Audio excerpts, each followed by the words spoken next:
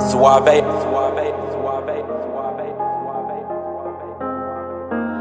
I've been in my bag for a while, I'm invincible. Story of a young boss, grinding shit get critical. Calling on my bros one time, cause you special. I had some hoop dreams of right rounds for my mentor. Every target that I shoot is on point like a pencil. Different road, changed relationships, I'm so sorry. Came up from the trenches and I made it, I say hardly. Now With NFL playoffs right around the corner and the NBA season in full swing, BetOnline has you covered with all the up-to-the-second odds, news, and scores. With additional odds, lines, trends, and info on both desktop and mobile, you can access the world's best wagering information anytime. Head there today to get into the action and see all the updated odds. Remember to use promo code BELIEVE, that's BLEAV, to receive your 50% welcome bonus on your first deposit. BetOnline, where the game starts. What's up, guys? We are back with another episode of the What's in Your Bag podcast presented by BetOnline.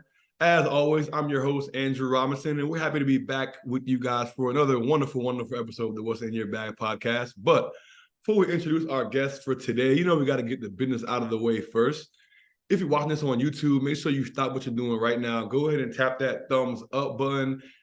Give us a like, a comment, It goes a long way. Subscribe to the channel. It goes a long way in helping this episode get out to people who need to see it. If you're hearing this on Spotify, Apple Podcasts, Google, go ahead and give us a 5-star rating. Give us some feedback, positive or negative. It goes a long way. We're not soft over here. So we can take constructive criticism. But that was my guy Pull Up Tay on the intro. It's going to be him on the outro as well. Make sure you guys are streaming his music. He's one of the hottest up-and-coming artists out of the DMV. But as I mentioned in our introduction, we have a special guest, someone that we're super excited to talk about, someone who has done amazing work in the industry, and I think that a lot of you guys could learn a lot from. So we are pleased to be joined today by Sydne Griffith, also known as SydG. She is a photographer, content creator, just an all-around wonderful person in this space. And Sydne, we're happy to have you on the podcast today. Thank you. Glad to be here. Thank you for having me, and thank you for the amazing introduction. No problem. Well deserved for sure. You're somebody who I've definitely been looking at for a while and excited to hopefully connect with one day. So I'm glad we finally got you on the show, and I know that we're gonna have a wonderful time chopping it up and talking about how you got here today. But before we get into the nitty gritty of the episode, I always like to start on a lighter hearted note. You know what I mean? And me and you have something in common. That is that me and you both went to the Rod Wave Nostalgia Tour.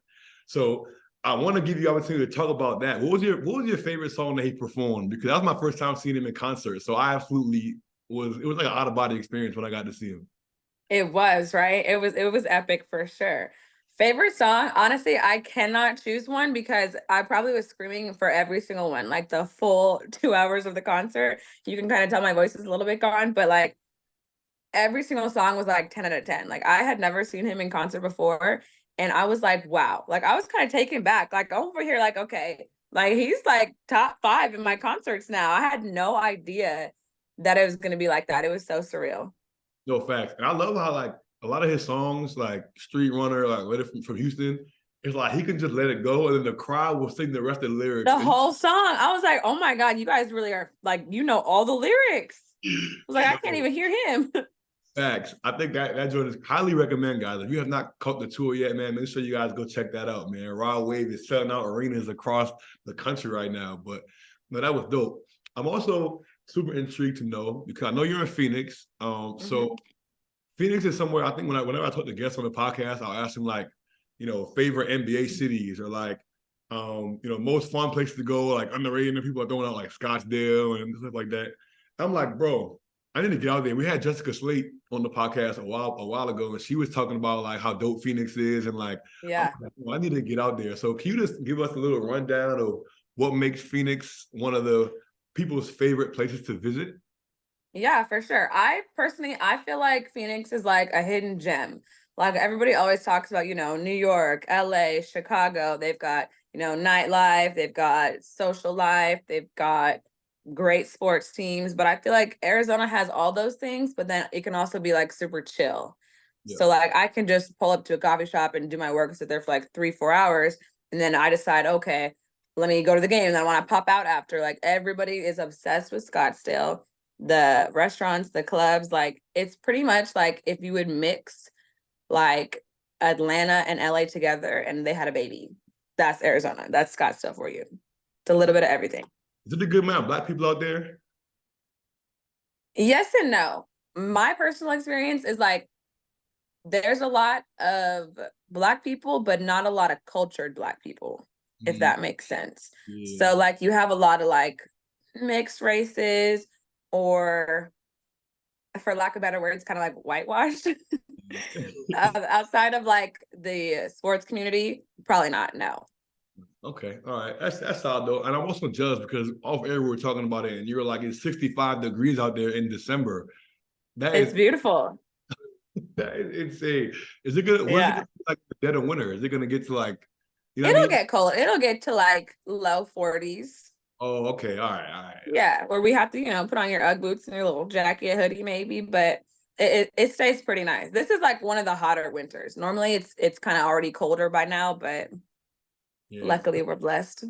Us East Coast folks out here suffering in 20 and 30 degree weather. So I envy. Yeah, I don't even know how you do that. I would never leave my house. Yeah, it's tough. It's tough, man. You gotta do what you gotta do though. Right.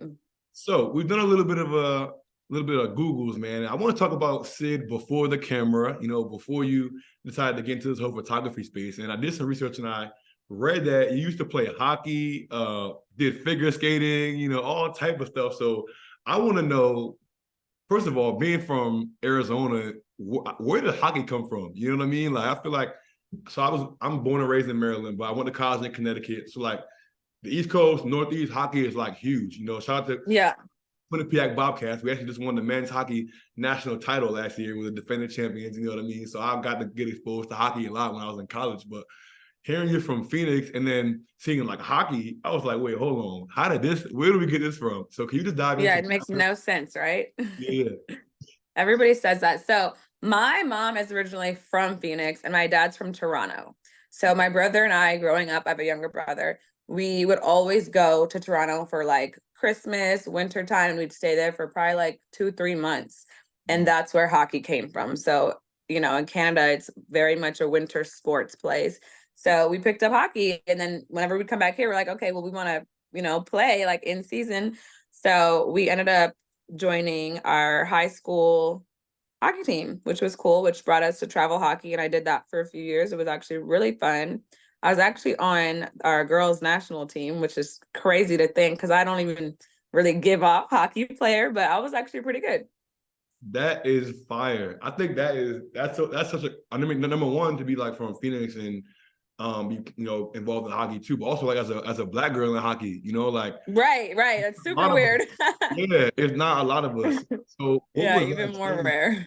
What was that experience like? Just kind of like when you were young, growing up in the hockey space, and I guess number one, like I said, is being like such a minority in that sport.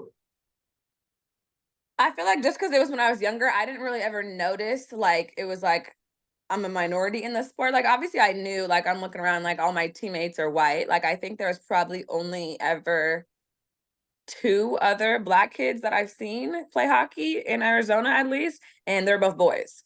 So like for me, it was like, oh wow, like I'm used to like, sticking out, being special. Like I have a very fun, bubbly personality, but not sticking out because like, oh, like she's Black too. So nobody ever said anything. Obviously, like it was a really smooth transition and it was cool, but it was like interesting to see like, okay, this isn't really like a Black sport per se, So that was cool. It felt good to be on a successful team, just so like if there are any other girls, especially young Black girls who are like interested in hockey, they know like it's okay. Like we do that too.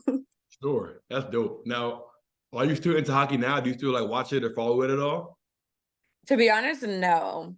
Obviously my team is the Maple Leafs and my brother and I will occasionally just like watch, but we haven't been to games in probably like 6 or 7 years. Jeez. Definitely when I get some free time, I'll probably have to catch one. So obviously, and then also with the figure skating, like you must be an elite ice skater. So do you still get out there? I think so, yeah. Out there on the ice and skate around and stuff? Yeah, no, I still can do that. Obviously not now because I'm coming off an ankle injury, But whenever I have free time, my brother and I still go out there and we'll just do like public skate and stuff and just mess around and see what skills we still have. That's tough. That's tough, man. I feel like you don't meet too many people that have that type of skill set, man. So that's awesome. So that kind of begs my next question. Like, since you obviously you came from a sports background and playing hockey and figure skating, right? Like, where did the camera come into play? You know what I mean? Like, how did you kind of first find your love for shooting and the content space? Yeah, so that's actually an interesting question. I'm glad you asked me that because I get it all the time. People are like, what made you want to start photography? Like, how'd you get from point A to point B? And so on. But I don't like, I've never wanted to do photography, like, which is so crazy. Like, it just kind of like happened and I love it and it just like found me. But I just remember like I had a camera that my mom bought to take like family photos because my parents are not big on like photographers and like hiring people. So she was like, oh, I'll just buy a camera, we'll put it on a tripod and we'll just do our thing. So we had done that for so many years. Then eventually I was like, okay, well, I want to take pictures of me and my friends. I'm going to do this, just like fun stuff for Instagram, MySpace, whatever platform we were on back then. And then I was like, okay, I want to start a YouTube channel. So I started using her camera for my YouTube channel. I did that for a few years. It was pretty successful, if you ask me. But then I had become friends with a basketball coach here in Arizona. And this was during a time where social media wasn't like a necessity. People were starting to do it to get their brands out there, to get their business out there. So he was like, hey, I know you have your YouTube channel, you have your camera. Is there any way you can come and try to take some photos of me training some of my guys? And I was like, okay, like I guess that's sure. Like I don't really know how to take sports photos and like I don't even really know how to edit. Like it's just strictly like for fun, selfies, put it in Visco, call it a day. Yeah. And he was like, no, that's no worries. Like, I just need something. So I'm like, okay, bet, like I'll go. So I go there and I tell this all the time. And I say, it's so crazy how this happened because it just, everything was perfectly laid out for me. Like there was no way I wasn't going to become a sports photographer after this. So it was like, I go, I take some pictures of him in training. And the next day they're like, hey, we love these photos. Can you come back tomorrow? And at the time he was training some overseas guys and then TJ Warren, who had played for the Suns a few years ago. And I was like, oh wow, like that's crazy. Like first time shooting, I'm shooting like NBA players. That's kind of cool. Like that's dope. Like let me show some people. So I'm like posting it on my Instagram, and the owner of the gym that we were training at had reached out to my friend, and he was like, hey, can you get that girl to come back in? Like I like her photos a lot. So I go back, and this is all within like the span of 3 days. I go back, and he's like, I'm obsessed with these photos. We just opened up our gym. Is there any way that you'd want a job? Like we need somebody to create content. And I'm like, what? Like, I guess, but I don't know. And I don't know what I'm doing. Do I tell him I don't know what I'm doing? Or do I just like say yes and figure it out? And that's what I did. I was like, yeah, absolutely. Like I would love to. So I hopped on Google, on YouTube. I'm like looking up like how to edit this, how to take this. I'm like, okay, let me like learn some things. And from there, it just like took off. I feel like it's so crazy how life works, man. And it's like when you have a gift at something, it's gonna it's gonna manifest in one way or another. You know what I mean? But Right. Like you're gonna pick up this camera. it's one way or another, whether you like it or not. Right. So I wanna ask, like, during that process of like, all right, you got this job now, and they're asking you to take all the pictures, but you kind of have to teach yourself the editing technique, Yeah. the angles, and all that kind of stuff. What was that process like? Because I know there was probably a lot of kind of, I guess, fear or insecurity, like, damn, like I gotta really, you know what I mean? Like figure this out. Yeah. It's almost like you fake it till you make it type of thing, you know? No, that's exactly what it was.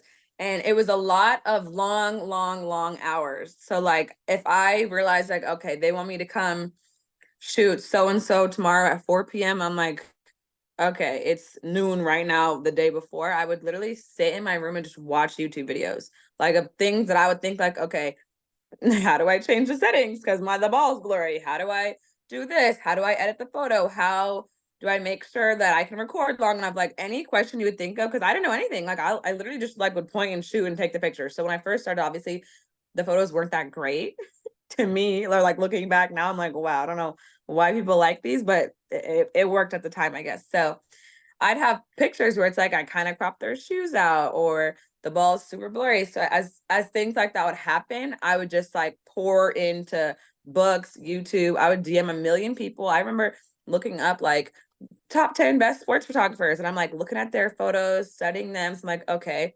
And then I would see like, I'm learning rule of thirds on YouTube. So like, okay, let me see how that applies to this photo that photographer took. Like, okay, I see that. Like, I get that's why it looks good. So then I'm like writing my little notes, my notepad, and then I would go to the next shoot. I'm like, okay, let me try to do that like they did that. And I would just tweak it every day. But I probably spent like, I kid you not, like 12 hours a day just watching YouTube videos, practicing. Like that was my whole thing. Like as soon as I would get home, that's all I did all night until like 6 a.m. I took like a 2-hour nap, then go start work shooting again. That's awesome. And I feel like I love hearing that. And that's one of my favorite parts about having a podcast is just being able to see like how different people have kind of got to where they are. And I feel like the common theme is there are no shortcuts, no matter what you do, whether you're a basketball player, you're trying to make it to the league and you're in the gym at 5, 6 a.m. lifting and going to the gym and working on your body and stretching, or whether you're a photographer, whether you're a doctor, or you're a lawyer trying to study for the bar, like those hours got to get put in one way or another. You know what I mean? Right. Even if it doesn't seem like it. Like a lot of people are like, wow, like she just started working with NBA players the first week she started. And it's like, yeah, but it's like, I wasn't going to last if I didn't like put out a good product. So it's like what people would think takes like, you know, what, 2 to 5 years to learn how to use a camera. I crammed all that in every hour of the day just to make sure. So it's like, yeah, I haven't been doing it as long as other people back when I started, but it's like, I'm going to get the knowledge. I'm still going to know the same things that they're going to know. I still put in the same amount of practice hours. 100%. So I feel like my wheels are like spinning now because I think making me think about obviously the story that you told on your Instagram about how you know, I guess your big break per se, you know, when you went to All-Star Weekend and, you know, all these things that are happening from there. So before we get to that, and I'll ask kind of the question that I had that came into my mind. People who haven't heard that story, can you kind of recap that that All-Star Weekend that kind of changed everything for you? Yeah. So basically, this was the time where I had no access to anything outside of that single gym that I worked at. And I was like, I really want to break into this space. I want to shoot more athletes. I want to figure stuff out. And so I had been told about All-Star Weekend, and everybody's like, it's a great networking opportunity. It's a great thing to do. There's lots of fun events. Like, you definitely have to try to go. So I had a friend at the time, and she was like, let's just buy tickets and like, let's just go. It'll be cool. Like, we'll just watch, and eventually, you know, maybe in a few years, you'll be able to shoot there. And I'm like, okay, that's fine. But I'm like, I'm still gonna bring my camera. Like, cause you know, even if you don't have access, you can take pictures outside. You can take pictures at people's practices. Maybe I'm like, there's probably something that I can get into. Yeah. And literally that's I don't know if I manifested it or what, but God was like, you're gonna take pictures at this game because I went to one event where I brought my camera. I ended up meeting somebody who worked for ESPN there, and he was like, come to this event, shoot this event with me.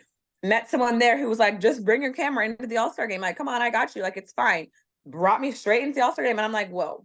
Like, I'm literally sitting here shooting J. Cole, LeBron, like all these famous people that I've, number one, never seen before. Number two, everybody was like, you're not going to get access. Like, this doesn't happen to anybody ever.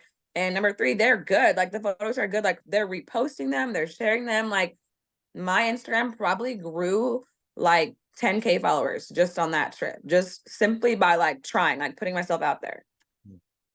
And don't get me wrong, like people were saying no at the time too. Like there were a few events that I tried to go into and like bring my camera, and they're like, oh, no access, whatever. But it's like, that's what, 2 out of the 20 events that I was able to get into.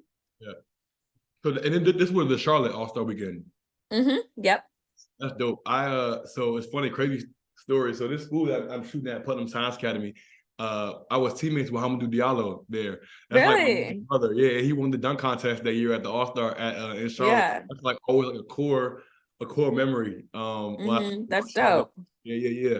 But I wanted to ask you, like, what is that process actually like, right? So take us back to All-Star Weekend, right? You go there, you don't know anybody, you're kind of out there on a whim, right? How are you getting into these events? Are you just pulling up? You said you went to, well, you said it was about 20 events that you won. You might have got turned down to 2. But I want to know, what's the process like of actually, all right, it's an event here. Are you just pulling up? Are you relying on people to kind of, I know you mentioned you met Cash Nasty, kind of invited you to another event, kind of. Yeah. When you first got out there, how are you maneuvering? How are you kind of figuring out where to go? Because you're in Charlotte, but there's a million things going on. There's a million events going on. So right. navigating where you're going and what might serve you the most in order to get to where you're trying to go. Yeah, I mean, so at the time, I didn't really know what was going to be most beneficial. So I just kind of took it as like, I want to go to any and everything that I can go to. So even like the events, some of them, they don't even like advertise or post that these things are going on or where they're at or how long they're going to be at or how to get in. So my first approach was before I went out there, I looked, I was like, NBA celebrities, NBA All-Stars, I had made lists of everybody who I knew was going to be there, and I sent them all a DM.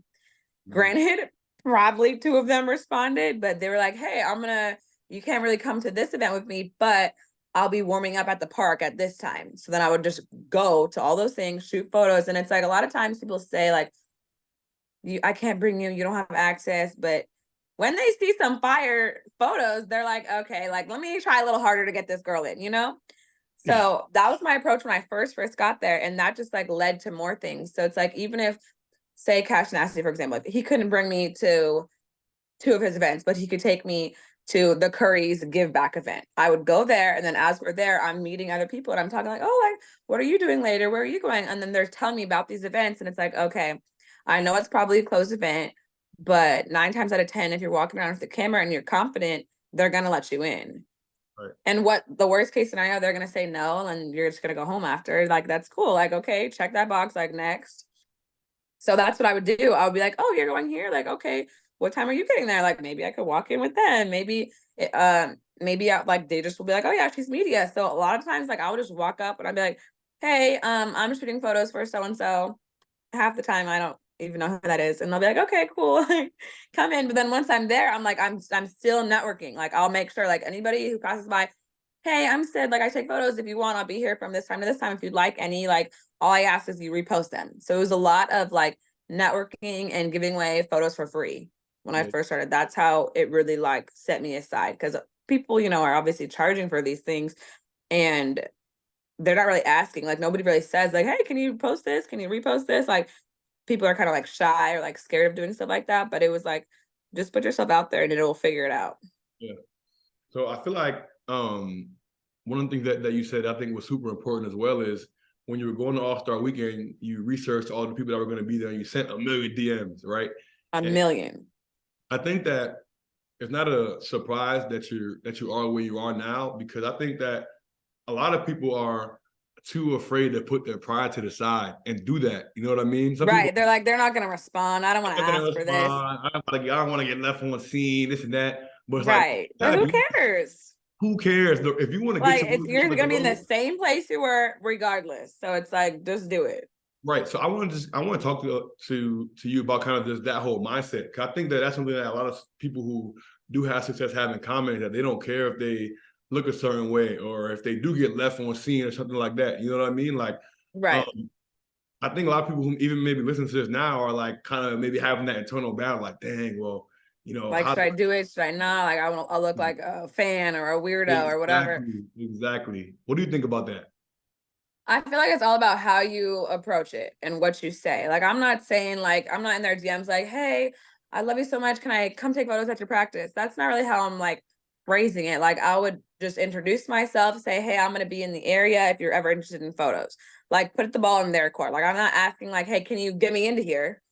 Right. But it's like, I'm indirectly asking that. I'm like, hey, I take photos. Here's some examples of photos I would take, and I would send maybe 3 or 4 photos.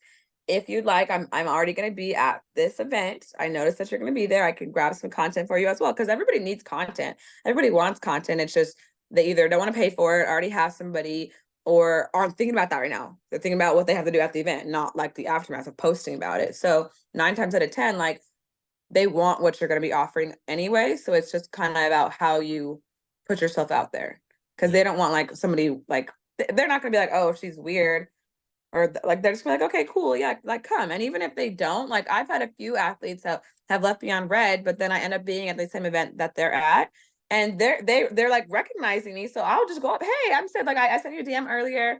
Like, I noticed you didn't respond. No worries, but I am here now. Like, I just want to introduce myself, whether you want to shoot content in the future or I end up grabbing some content of you now, like, I'll make sure to DM it to you. And then they're like, oh, okay, cool. And a lot of times, like, once they like put a face to like the DM or to the name or to whatever, they're more comfortable. So it could be tomorrow, the next day, the next event, 2 years later, they still remember like, oh, SydG, like I met her. She was cool. She wasn't weird. Maybe I need a shooter today. I'll call her. Right. Exactly. I think it's also like a sense of like validation too, because like getting a DM is like this could be a rando, but then it's like they see Right, what like they're weird. yeah, they see what the event, so it's like, oh, all right, she got a little Like she was for real. Yeah. Exactly. I think that goes a long way as well. I want to talk to you about the fact that I think this whole All-Star Weekend story and kind of how you mentioned how your page blew up 10,000 followers after that and things like that. I think it's something to be said about number one, just being at the right place at the right time, but like being able to take that leap of faith and put yourself in the position to be in the right place at the right time. You know what I mean? Right. I just want to ask you, like, what do you think, I guess, looking back on that whole All-Star Weekend and how everything played out, just how everything kind of just went from one thing to another. What do you think is the one thing that you, I guess, take away, the one lesson that you will take away from that experience, or the one thing that you think somebody else could learn from that whole ordeal? I think the whole thing just has everything to do with putting yourself out there. I think a lot of people are like scared or timid, or they think like, well, I need to be better before I do something like that, or I don't know about this, or I don't really know that person, or I don't want them to think I'm a weirdo. But it's like at the end of the day, like you have to realize people don't care. It's either like they're gonna do it or they're not gonna do it. They like you, they don't like you, but there's no harm in putting yourself out there. It's like it's a win-win regardless. I tried, I made some effort towards myself, bettering myself. I'm not so shy anymore, I'm more confident, or I did it and they said yes. Like you're not gonna do it and then it bring you down here, even worse. Like it's only gonna bring you up. So I feel like if you see an opportunity for something, you just need to jump on it. Don't wait. Yeah. And another thing that I think that I noticed just from listening to your story and seeing how everything played out was the work that was put in before All-Star Weekend to prepare yourself. You know, you talked about all the late night hours and self-teaching your YouTube videos and all that kind of stuff, because let's say you do go to All-Star Weekend, right? You're in that situation, but you haven't done the work beforehand to know how to take good pictures or know how to edit, or you didn't have that job where you could kind of get your reps up, right? You could be in the right place at the right time, but because you haven't put the work in on the back end, it's not going to be able to reflect people like, damn, these pictures are fire. You know what I mean? And I think right. No, 100%. Like imagine I would have done all that and then the photos sucked. Then I would have tarnished my name. Then they would have been like, yeah, don't let her shoot. Like they're not that good. Her photos are blurry. So obviously the work has to back up all the other work I'm putting in or how I'm putting myself out there. So that was also really, really, really important. And that just kind of goes to show like, you don't know when your big break is going to be. You don't know when these opportunities going to happen. So you shouldn't sit around and like think like, oh, when I do this, I'll be better, or I'm going to do this later. I'm going to do this tomorrow, because tomorrow could be the opportunity where Adidas is like, hey, come shoot this campaign. Oh my God, I should have looked at the video of how to shoot a campaign. I should have done this. Like, you don't ever want to feel like you should have done something that you had time for and chose to not do it. Exactly. Because that's when they're just literally all those opportunities will just go out the window and you don't know when they're going to come. So you need to be ready. Right. And it's like they said it's a basketball time. It's like, yo, you might only get one opportunity. You know what I mean? When coach, especially with fast-paced sports too. Like imagine I didn't know how to take a picture and it was blurry. Hey, can you go take the winning shot again? Hey, can you just run it back, like dunk the ball again? No, you don't get to do that. Facts. Talk about what life has been like after that whole experience, after All-Star Weekend, and how that kind of has, I guess, catapulted you into the space, some of the opportunities that I guess came from that. Like, what has life been like since then? Okay. It's been great. Honestly, I feel like two things have come from it. And I would say within the space, like obviously more opportunities, more shoots, more events have come from that, whether they be NBA games, WNBA games, or just basketball events like celebrity games, stuff like that has happened. I've had multiple opportunities to do things like that. But also on the side of like just putting yourself out there, you don't realize what other opportunities are waiting. So by me going to All-Star and posting like, hey, I take photos now, I shoot NBA players, that gave me credibility to shoot other things that I didn't even think I was going to do before. So for example, there's local gyms or there's coffee shops. And I'm like, okay, well, when we're not in basketball season, what am I going to do? So I'm at the time where I'm thinking like, maybe I should try to do other kind of content too. And you would think like, okay, well, all I have is a basketball portfolio, but being able to say like, I went to All-Star, I shot this game, worked for LeBron, I did Cash Nasty's YouTube video, like being able to say those things gets you into other doors. Like I probably had 50 people over that next year after All-Star ask me like, hey, have you ever shot a nail salon? Hey, have you ever shot food before? I really loved your content of so-and-so from All-Star. Like I want to maybe do something like that for me. And it's completely unrelated, but strictly off of that, the merit that I got from shooting these like quote unquote like celebrities and athletes and stuff got me right into like just slid me right into there. I didn't have to work any harder to get that job or get that gig. It just kind of fell into my lap. Right. Now, one last question about All-Star Weekend before we pivot. Talk to me Okay. about the Spades tournament. I think it's Dwayne Wade Spades tournament. I feel like that goes on Yeah. the weekend. I saw your pictures from there, and it seems like it's like a who was who at these events. So I want to know, number one, what these events are like, and number two, are you getting to hop into the table and play these games? You know what I mean? Like, what's the vibe? I'm absolutely not playing. No, I have no idea how to play spades, which is crazy because I watch a lot of games of spades, whether they're at his events like that or just like my friends playing, but I've never learned how to play myself, so I'm not playing. And I would say my first time that I went to the spades, I didn't know where to look because it was like actors, artists, like NBA players. It was like, okay, I don't know which way to point my lens because everybody's somebody. Yeah. So it's like, what the heck? And even as like years go by, like I've been to 3 of the spades events now, you start to see like familiar faces and the same people. So it's like, okay, then I know who to focus on to where then those people are like, oh, hey girl, are you gonna be here? Or we even have people like Dwayne Wade, like, hey Sid, you want to come shoot my event because he's seen me there so many years. It's just cool. It's like it's a really, really, really cool experience. And I feel like it's a good space for the athletes and celebrities to like be themselves. Like it's an event, obviously still like it's put on. There's workers, photographers, celebrities, like there's everybody there, but nobody's worried about like paparazzi kind of photos or like people messing up or people being too drunk. Or it's just like good vibes all around. Like they're playing games, there's snacks, there's food, everybody's conversing. Like I could sit there and have a conversation with any number of these celebrities and it's just like a normal day to them. Like it's very cool. Like they're not really having that kind of like guard up as they would have for like normal events, you know? So that's why that was really fun. So what would you say has been the most memorable moment? First thing that comes to mind from watching these spades games. Anybody getting heated at the table? Any stories you might that was particularly cool or memorable that you can share? I feel like every single one of the games are so heated, but I do remember one time there was 2 games going on both sides of me. So on this side, we had DK Metcalf and Grant Williams, and then on this side, we had Dwayne and Gabby. And this is like crunch time. I don't know how the games go, but it's like everybody else is like standing up around them. They're all crowded. It's like the last opportunity to, I don't know, win whatever.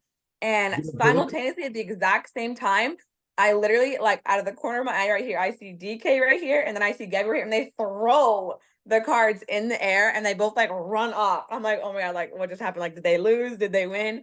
It was so cool. I didn't get a photo of that because I'm, like, over here, like, cross-eyed trying to, like, look at both things. But I was like, wow, like, this is fun. Like, it's just cool. Like, it's nice to see everybody having a good time being themselves. And that's ultimately what it all is about, you know, just having fun with it. For sure.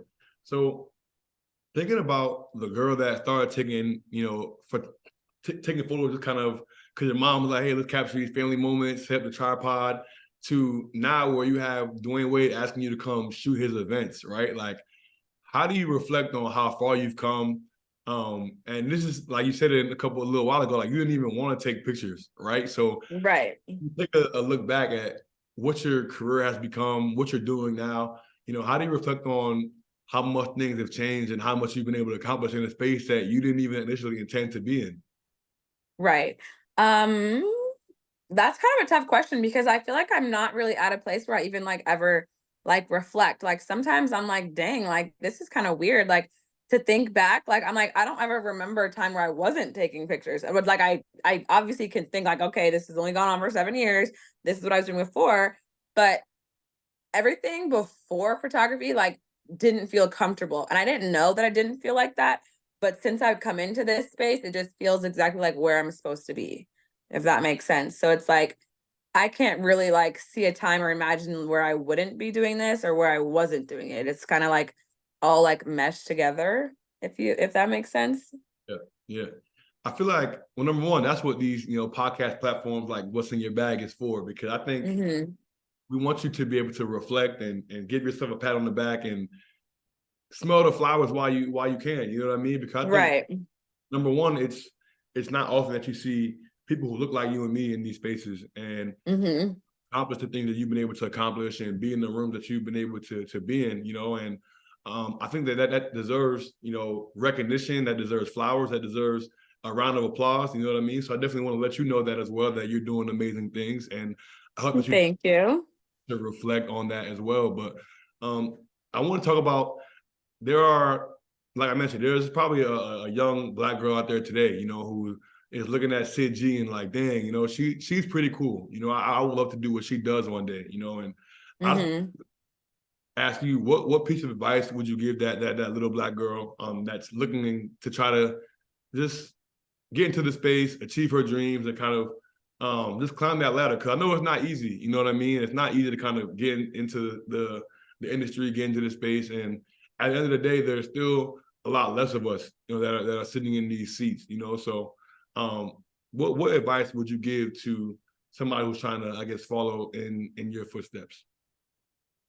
I would say don't take time for granted. If you have time, use it to your benefit. Study, study, study, and don't let anybody discourage you, especially when you're told no, because it's never going to stop and you can't let it stop you. Because if I had $1 for every time someone was like, no, you can't have access, no, you can't do this, no, we don't want to hire you, and for no rhyme or reason. It could be because I'm a woman, it could be because they didn't like my photos, it could be because I'm Black, I don't know. But that's not on me to like sit here and dwell about it, because that's doing nothing for me. So you shouldn't let any downfalls discourage you. You just need to take them gracefully, push them to the side, and keep going. And don't ever feel like the work stops, because even like now, sitting here today, like tomorrow could be something different. I could lose access to certain things. I could not have these retainer clients. I could not have this. Like, you have to always be working to get better at your craft, but also working to continuously network and meet new people, because it doesn't get any easier. It seems like it does, but it doesn't. And that shouldn't discourage you either. Like, you just need to keep going and push through, because it'll all work out. Right. I think being able to deal with no is something that is definitely a lot easier said than done. You know what I mean? Because 100%. getting told no to being able to shoot an event, or having an athlete say like, nah, like I'm good, actually, I think I'm gonna go a different direction, or Right. whatever the case may be. Sometimes that can hurt your ego, sometimes it can hurt your confidence, right? Like, so how have you been able to kind of deal with those no's? Because at the end of the day, it's like, we all, no matter what space you're in, whether you're in podcasting and reaching out to guests or photography or whatever, you're always going to get more no's than you do yeses. And sometimes Yeah. the no's will be louder than the yeses. And I'm like, damn, I can't believe this person said no, or this person, you know what I mean? So how do you not allow those no's to overshadow the yeses? Or how do you deal with no's to kind of continue to push forward? I mean, really, it's just all about like taking the emotion out of it. Because I used to be the kind of person where I'm like trying to dissect it, like, well, why? Like, why not me? Like, why are you saying no? Like, I'm looking like, okay, I saw you worked with so and so before, and then I'm sitting there and I'm comparing my work to their work, or I'm like, okay, maybe I told them like too high of a quote. Maybe they don't like me because I'm a girl. Like, maybe they're married and they don't want to make it like inappropriate or weird or something. But it's like, at the end of the day, like, those things don't matter. And it's like, if I take my emotions out of it and I stop trying to worry about why they said no, and I just take it for a, hey, nope, it's nothing personal, it's just no. Yeah. I can move on to the next one, because it's like, it doesn't really matter. Like, you think it matters so much. Like, I remember there's times where I've had like really big athletes sit here and tell me like, no, like, I don't like your photos, like, I don't want to work with you. I would be crying. I would be like sick. Like, I'm like, oh my God, like my whole life is over. Like every single achievement that I've had doesn't mean shit. Like it's done. We're starting at square one again. But that's not what it means. Like it's fine. It's okay. Like life goes on. And I just have to literally just remove how I feel about it and just, okay, great, next. It's another checklist. Okay, he said no, cool, next. Yeah. And it's fine. Yeah. Yeah. You touched on something that I think is, I mean, unfairly, I think it's a problem for obviously more women than it is men, but like being a female in this space and working in an industry like the NBA and the NFL, obviously a predominantly male space is like, especially as a freelancer, imagine that it's tough sometimes with guys who are trying to blur the lines or people making comments or making assumptions because you're with somebody or working with a certain athlete. Oh, she must be dating that person. Or I wonder, you know what I mean? Like, what has that experience been like for you? And I guess dealing with the things that people may think or say. I listened to Taylor Rooks talk about this. She did a podcast with The Pivot, and she mentioned how it's funny how she does all these interviews with whether it's John Morant or whatever it can be. People always think that she's dating these men that she's photographed with at events or parties, and like she talked about how like, yo, I mean, I can't help how I look. You know what I mean? Like I'm a Black woman, I'm attractive, I have a nice body, but just like just because I'm wearing this outfit or I'm at this event and I'm photographed with this guy, doesn't mean I'm dating them. You know what I mean? I have a whole man. Right. Or it doesn't take away from her expertise or her work or anything else that she puts out there. Right. So I kind of want to give you opportunity to talk about that because like I said, I feel like I empathize with women about that, but that's not something that I can ever, relate to. You know what I mean? So I wanted to kind of on that. 100%.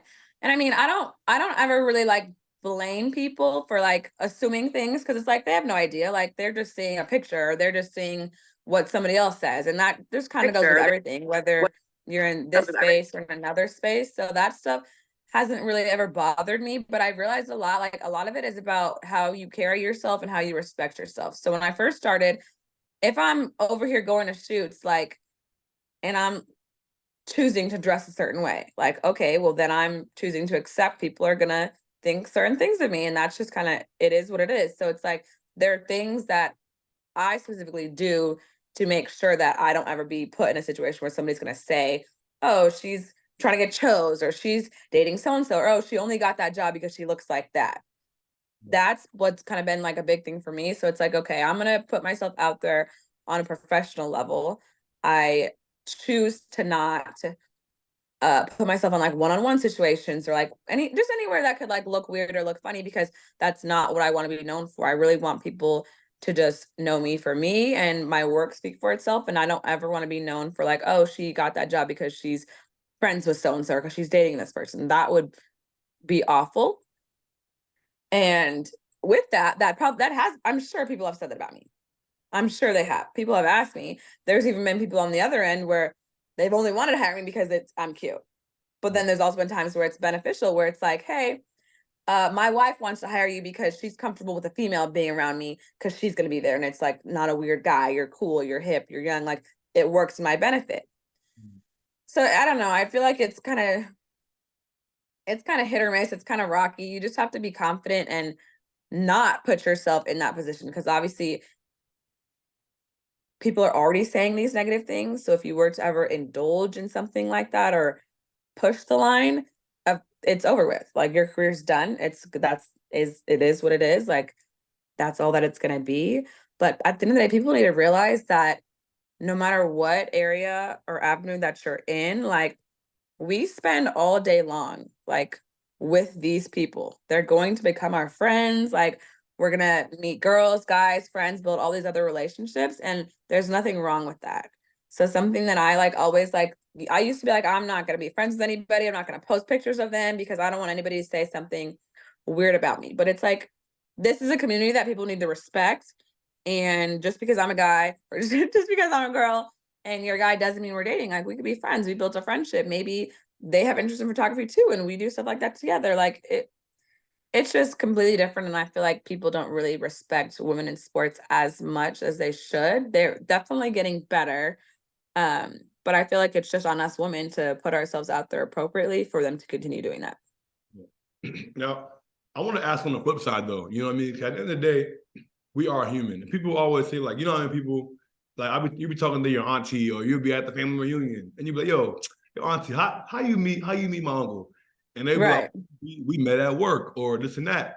So I do think that like at the end of the day, we're all human. And there's something to be said about proximity. You know what I mean? And if you're attracted to somebody and you do want to pursue a relationship with somebody, it shouldn't be, oh, well, you can't do that because, you know, we work together or whatever the case may be. So that's like, how do you navigate those situations? Because we had another photographer on here, and she was like, well, look, it's either one, two things. If I'm a photographer, right, and I want to work with you, either you're gonna be my client, or if you wanna shoot your shot, then you're not gonna be my client. You know what I mean? It can't be Right. Yeah. client and you try to shoot your Yeah. shot. You can't be both. So, but I think at the end of the day, we are human. So there are going to be cases where if you're single and you're attracted to somebody and they shoot their shot, you might entertain it. You know what I mean? So how do you, I guess, you don't got to get into necessarily your personal specifics, but just in general, I mean, I don't think that there should be a situation where it's like, oh, well, you can't date these people that you're around. Because at the end of the day, if you go to an event and you meet somebody, y'all kick it off, y'all have a conversation, and y'all it's like, damn, well, I can't date you because I'm in the industry and you're in the industry. You know what I mean? Right. Me personally, I choose to keep it like that. I don't really ever want to date somebody in the same industry that I'm in, just for personal reasons. I feel like it would be like, what if it went bad? What if it went good? What if like I don't know. I don't want anything to be messy or skewed. And my work is like my piece. So for me to put a relationship in something like that would just be too much for me. But I feel for the people who choose to do that, because there's nothing wrong with it at all. Like, they should be able to do whatever they want to do. And it's really shitty that they could date one or two people and then it's like, hey, that girl acts like this, or she's only working because so-and-so got her the job because she's dating this person. And that's really, really, really unfortunate. I hope people don't think like that anymore. Yeah. So I want to ask you, right? You've obviously been around a bunch of athletes, a bunch of celebrities. What would you say is your favorite moment that you can share with us? Whether it's like an out-of-body experience, like with the camera we're down and you're hanging out with somebody, or I feel like these are kind of one of my favorite parts about the podcast. Because I'll never forget, we had this one photographer. His name was Trey Mena. He used to work for the Miami Heat. And I'm familiar. Yeah, he's super cool. And he was telling me how, you know, he told a story on the podcast about, you know, he was working with Carmelo Anthony, and Melo shot him an impromptu text about, yo, you want to come shoot this vacation with me? Like, and he's like, yo, you want to go to Cabo tomorrow? He's like, yeah. And he's talking about how he riding jet skis with Melo, like looking to the side, like, yo, what is my life? Like, this is like, no way. Yeah. Not real. You know what I mean? And I always love hearing those stories, because it's like, yo, like, that's what this is about. You know what I mean? So I'm curious. Yeah. Based on your experience, like, what would you say is your favorite memory or, I guess, experience that you've had on the job so far while being in this space? Oh my God. I feel like that's such a tough question, because like instantly that made me think of like trips that I've been on. Like, I remember times where I've had clients be like, hey, like, let's go to Turks. And I'm like, what the heck? So like, and I have a few clients who are like dual purpose athletes. So like, take like Marvin Bagley, for example. Like, he's a great basketball player, but he also is a rapper. So there was one time where we literally went to Turks and Caicos. He's shooting hoops one day, and the next day he's like, hey, let's shoot this music video. We shot an entire music video like on the island. That was really dope. But I feel like for me, like, it's like the little moments. So like little things where it's like I could be on the sidelines in Detroit shooting a game and I'm behind the camera, and then another athlete or another artist recognizes me, and like underneath the camera, I'm like, oh, like, hey. And then they run up and I'm like still taking pictures. So I have like the weird, like, grabbing the photos or like hugging me kind of photo. Like, those are the moments that I feel like are more special to me. Cause like it feels good that they're like happy, like, oh, I'm gonna get a Sid photo today. Like, Sid's here. Like, it's cool. It's pretty dope. That's tough. Now, did I catch you? I feel like you said this earlier. I don't know if I heard it correctly. Do you say you worked with LeBron in the past? I have shot for him. I haven't worked with him as far as like having him on like retainer, like consistently, but he came here a lot of times with his son to do a lot of the AAU tournaments. So I got to see him a few times with that. That's tough. What was that experience like? Did you get to meet him and chop it up with him at all? Yeah, it was really cool. To be honest, like, this sounds so crazy, but like he's way more normal than I thought he would be. I don't know I don't know what idea in my head I had of him, but I was like, to be such a legend, like you can't be this like chill and this cool, but that's exactly how he is. Like he's one of the most down to earth people that I feel like I could have asked him like 30 million questions. He would have answered them all. Yeah, Like just so cool, so down to earth, so willing to like talk and help people, teach people. yeah, So that's pretty dope. that's fire. So last question I have for you before we have a little bit of fun on the way out is Okay. I know you were talking about how you've kind of transitioned in this photography space, right? And the journey we recapped it kind of from the beginning to kind of present day. You like, what is your long-term goal, right? Like if you could say, Sid, 10 years from now, 20 years from now, right? What do you want your career to look like? What do you want your legacy to be in this space? Long term, long term, long term. Ultimately, I feel like I would really, really, really love to be able to educate and help other people, whether they're content creators, athletes, whoever, whenever they have a vision, I want to be able to help them complete that. So that could be through me creating a studio, a creative agency, all of the above, whatever. But I just feel like I want to be able to help people get from point A to point B. So I don't, maybe in the next 5 years, I could see myself opening up a creative agency that has studios, teachers, lessons, something like that cool in there, maybe. Yeah. Okay. Love that. I love that. Well, we'll definitely be looking forward to seeing how that turns out in the next 5 to 10 years for sure, man. We can get you back on the podcast and talk about the next 5 years. Yeah, absolutely. That'd be super dope. All right, cool. So before we get you out of here, we're gonna have a little bit of fun. I got a couple quick hitters, and then we're gonna have a draft to Okay. podcast. All right. So with these quick hitters, just say the first thing that comes to your mind. All right, when we had these Oh questions. my God. So Okay. don't be nervous. Don't be nervous. I'm very nervous. So the first one is favorite photo you've ever taken. Favorite photo I've ever taken. Probably an All-Star Weekend, the photo of J. Cole. Oh yeah, I saw you talking about that on your IG. Like, I'm never gonna stop posting this photo. Yeah, I love it so much. It's never gonna get old. Okay. Favorite relationship that has come on a whim, or maybe like a connection that you've made that wasn't planned. In the photography space? Yes. Honestly, I would probably say one of my long-term clients, Dalen Terry, he plays for the Bulls right now. That probably be my favorite relationship because he's easy to shoot, fun to shoot, helps connect me with other people, but also like helps motivate me. Like he'll give me advice like this photo may not be it, like this edit has to get a little bit better. So I'm super thankful to have him as a client and a friend. How'd you guys connect? How'd you get in the meeting him? I want to say randomly at a gym. Like I used to go just during the summer and just shoot like random workouts and stuff. And I think I was shooting one of his friends, Marcus Bagley. Because I've been shooting with Marv, his older brother. So they had like an open run or something. And Dalen was just there. And I was like, I'm just gonna take some pictures of him, whatever. And he like ran over and was like, let me see that. Let me see that. Like, I'm like, okay, like here's the photo. And since then, like we just been locked in. That's dope. All right. Favorite event you've got to work? Favorite event I've got to work. The Spades tournament. Hey, give us another one. Give us another one. Not that one. That can't be my favorite one. Of course it can. No, of course it can. But we already spoke about that one. So I want to.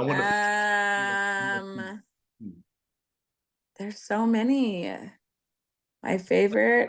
Okay, you know what? Probably WNBA All-Star. Because that one caught me off guard. I didn't realize it was going to be as lit as it was. I didn't think I was going to have as much fun as I did, but it might have been better than regular All-Star. Won this past year in Vegas? Mm-hmm. Yep, in Vegas. Let's talk about it. That one was super lit. It was just, people don't have a real big respect for WNBA players. And not only do they not have that, but they don't really like talk it up or give it a lot of love. Like as far as like events go, like I didn't even know they had an all-star before I went to that one. Like I didn't know that this is something that regularly happens, but they were lit. Like they had Kalani there. They had games. They had everybody dancing. Like it was really cool. It was a really, really cool event. They had women's events. They had networking events. Like it was probably one of the best put together all-stars that I've ever been to. And I think it worked that they did it along the summer league timeline too. So everybody was already definitely because we just hopped from one weekend to another, and everybody trickled in wanting to go. It was very strategic on their part. That's dope. All right, so last thing, we're gonna have a draft. So as it is December, Okay. it's Christmas. All right, we're gonna draft our top 5 favorite Christmas movies ever. All right, favorite Christmas movies. Okay. Top 5. So since you are the guest, you get to go first. All right. So give us your number 1 pick, favorite Christmas movie ever. Number 1 favorite Christmas movie ever is gonna be The Grinch. Okay. I respect it. It. My number 1 pick, favorite Christmas movie ever, is This Christmas. Oh my God, that was the next movie I was thinking of. Okay.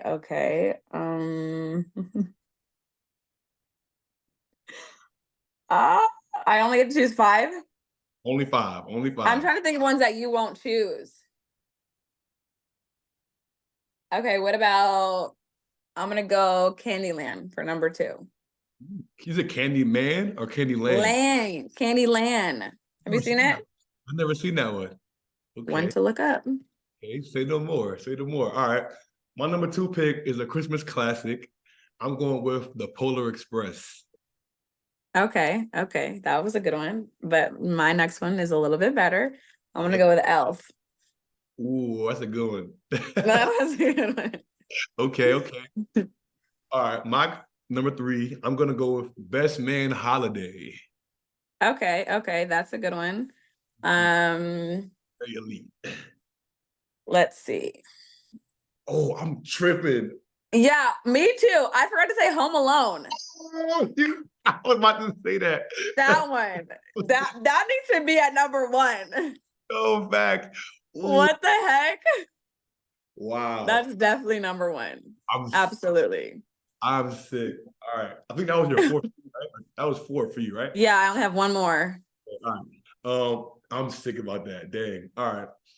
My 4th one is gonna be the Santa Claus. Aren't there like a few of those? There's 3 of them. So I was gonna put the trilogy in there, you know what I mean? The Santa Claus trilogy, but if I had to pick one, then I'll go with the first one. Okay. So for my last pick, I don't know if this counts technically as a Christmas movie, but it's giving winter. We watched it in December, so I'm gonna go with Narnia. Okay. That's fair. Okay. I definitely wanted to say no. You can pick your last one still, but like mine, kill yours. I don't agree with that. I think my list carries. Well, you have one more. No, I gotta come with a banger with this one. Christmas movies, number 5. Okay, we already got The Grinch, already got the Santa Claus, already got Polar Express. I'm mad you took Home Alone from me. That's a deep cut. That one could have held on its own. All right. Well, since you went off kilter a little bit, this might be debatable, but I'm claiming. But it has to still be like related. Like mine has snow in it and stuff. I know. All right. Now I'm not gonna say that one. I'm not gonna say that one. My number 5 Christmas movie is going to dang. All right.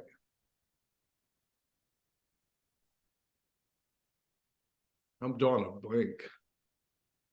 I had to come. You should go like old school, like Nighttime Before Christmas. I'm gonna go with. I'm blanking, so I'm gonna go with the one I was gonna say originally. And I watched it during Christmas, so I'm claiming it, and that's Harry Potter, because that does not count. It doesn't count. How does that not count? It has snow. It doesn't have anything Christmas in it at all. Does it have snow? It doesn't give you a winter vibe. I don't know. Maybe it's no. All right. Literally no. All right, hold on. Not even close. What is my Disney movies? What's that Christmas movie with Chris Brown in it? This Christmas. Is that one? That's the one you chose? Yeah, I told you that one already. Oh, okay. Wow. You know what? You could do Harry Potter. It depends on which one, because there's one that has Christmas in it. There is. I think it's I think the it's Philosopher's Stone. That one also has Christmas. also a Stone. I'm going with that one. You know what I mean? Okay, that But counts. you had a good list, so I guess I'll give you the dub. I had the best list. I'm giving you the dub off of Home Alone. That carried. I should have said that first. I don't know what I was thinking. The Grinch carries too, though. Don't get it confused. It does. It does. It does. My list was stacked. You know what? You know we'll give you a dub. I'll accept defeat. I'll accept defeat. Thank you. I appreciate it. I appreciate it. So last question we always ask our guests is, who should we have next on the What's in Your Bag podcast? But whoever you say, you got to get in your point guard bag, your point guard Sid bag, and give us the assist and help us get them on. Okay, what's the criteria?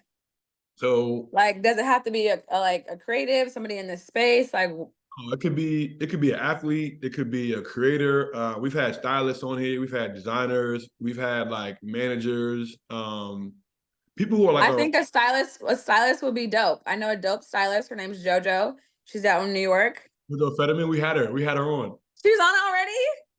Mm-hmm. Oh my gosh. Okay, let's do. What's in Your Bag family is very vast. You know what I mean? Very vast. Yeah, what the heck?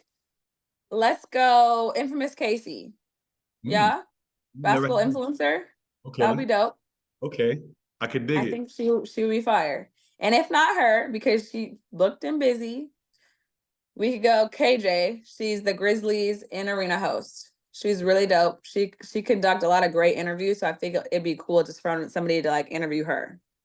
Thanks. All right. Yeah, no, I see her on IG all the time, so I'd love to have her on. Either of them on would be dope, or both. You know what I mean? Or both. Yeah, they both bring different things to the table, so that'd be cool. Well, again, I just want to say thank you for your time. Thank you for coming on and chopping us up with us today. Obviously, like I said, I think it's super cool to be able to see another person that looks like me and you in this space, killing it, doing their thing. And I've been an admirer of your work for a while. I love the pictures that you take. And I think, I can't wait to see where your career goes from here. And hopefully I can go out to Phoenix one of these days and you can give me a little. Yeah, absolutely. You know what I mean? Yeah, we'll have to catch your son's game. For sure. Well, again, thank you for your time. I hope the viewers have enjoyed as well. Make sure you guys give us a thumbs up. If you are still watching, go ahead and hit that subscribe button. You know what I mean? It goes a long way. This has been another episode of the What's in Your Bag podcast. Until next time, folks. Peace. Dope. Bye. Suave.